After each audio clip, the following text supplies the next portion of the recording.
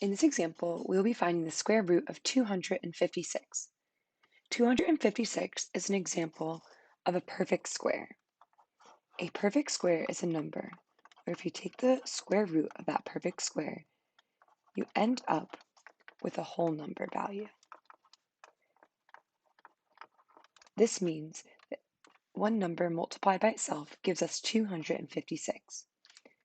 The square root of 256 is 16 because 16 times 16 equals 256.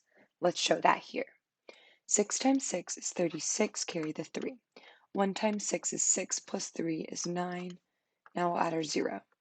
1 times 6 is 6, and then 1 times 1 is 1.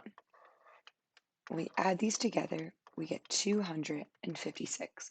So we can see that 16 squared gives us 256. So the square root of 256 is 16.